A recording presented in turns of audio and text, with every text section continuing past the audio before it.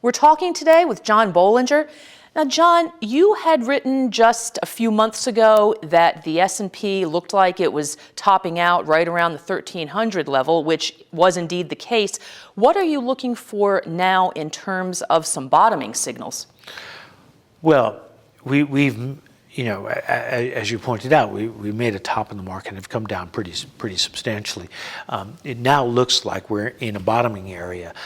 It's actually quite an interesting pattern. We made a W bottom in relation to the Bollinger Bands, which is to say that we came down and we were able to get outside the lower Bollinger Band, rallied back inside, and then came back down again to retest the area that we now call a support area.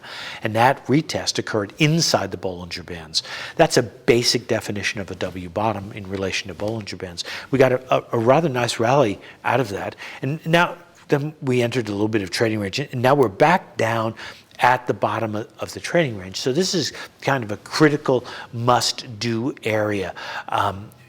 As we speak, we've had 1 day of price stability after a very sharp decline, and we're looking for evidence that this is in fact a sustainable bottom, and that we'll see some positive price action. One of the things that we would look for, we call a sign of strength. It's actually an ancient technical analysis concept. It's a day in which you have greater range than normal. So if you've been averaging, say, 10 points, and now you have a 20-point day, that's one component of a strong thing. You have greater gain than normal. If on average you go back and look at the past 20 days or so and measure all the gains, say those on average were 5 points, and you now have a 10-point gain, then that's another piece of it. And we also look for volume to expand. Again, we look at volume on the up days, and if we now have greater volume on this expansion day, that's another component of sign of strength. And another bit is volatility expanding in the direction of the trade. The problem in this market is that this market has been unique. We have had such huge days, back-to-back, positive and negative days, paired. We've never really seen this sort of thing in the markets before. So I think we're going to need, much more evidence this time than we normally would before we can turn bullish on the market. This is certainly a situation in which we want to turn bullish on the market. The evidence is starting to build up that there's a sustainable bottom in place. But I think that for safety's sake, that we really have to wait and see, instead of just looking for a simple sign of strength, we have to see more than that to confirm that the worst is in fact behind us. So individual traders, investors should be looking out for these signals.